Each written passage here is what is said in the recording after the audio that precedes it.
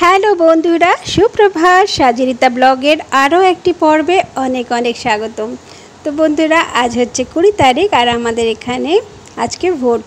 তো বন্ধুরা, সমস্ত কাজগুলো সকাল সকাল আরম্ভ করে দিয়েছি। এসের বাবা বাজার নিয়ে এনেছে মাছ, তারপরে মাংস আর এই সবজি। তো এগুলোই গুছোচ্ছিলাম। গুছাবার পরে তারপরে সবজি পাতি এগুলো সব কেটে কুটে রেডি করে নিয়েছি।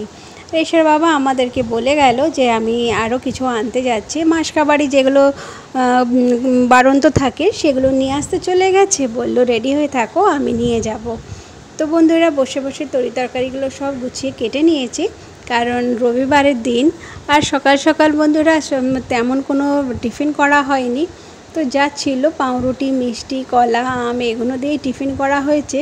তারপরে মোট হচ্ছে এই তরি তরকারি কাটার পরে তারপরে এইসব যতটা পারি এগিয়ে রেখে তারপরে চলে যাব ভোট দেওয়ার জন্যে।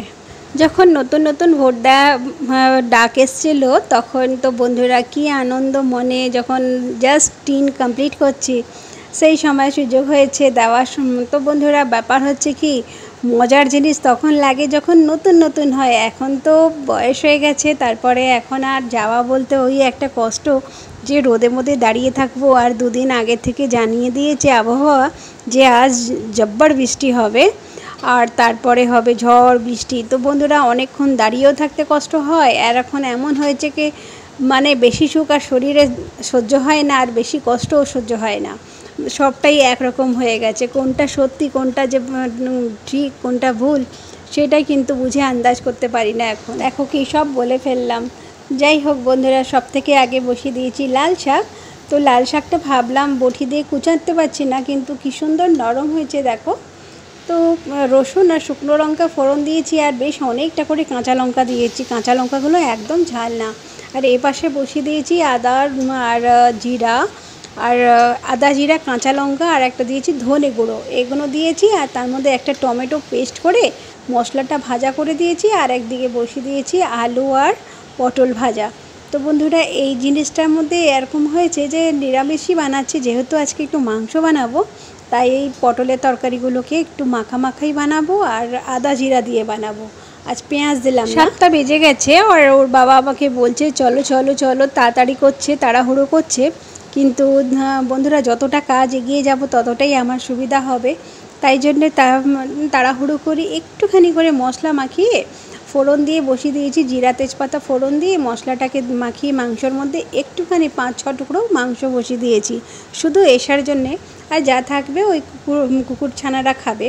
তো বন্ধুরা, রেডি হয়ে বেরিয়ে পড়ছি ভোটিং দেওয়ার জন্য। 1.5 থেকে 2 ঘন্টার মধ্যে বাড়ি চলে এসেছি। 9টা সোয়া 9টার সময় বাড়ি চলে এসেছি। এসে আবার এই শাক সবজি এগুলো সব কেটে বেছে মাছগুলো বাছাবুছি করে সব রেডি করে এবার তরকারি বসাবার। ছুটির দিন, তাই 2 রকম ছোটো মাছ এনেছে। আর বড় মাছ তো ওয়ার্কিং ডেতে করা হয়, ছোটো মাছগুলো কাটতে অসুবিধা হয় দেখে কাটিয়ে এনেছে।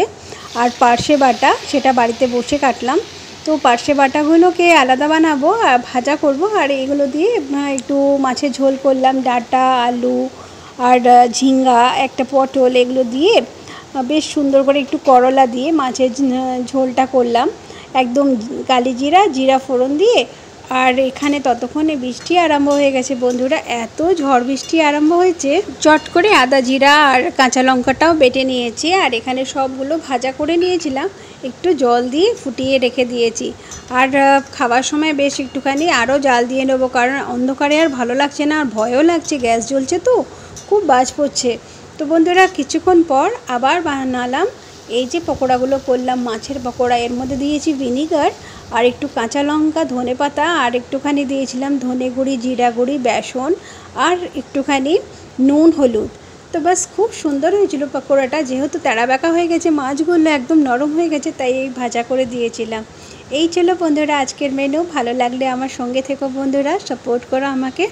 আবার দেখা হচ্ছে আগামী ব্লগের। আজকের মেনুটা এইগুলোই ছিল বন্ধুরা। বানিয়েছিলাম মাছ ভাজা, শাক ভাজা আর পটলের তরকারি, মাছের ঝোল, মাংস।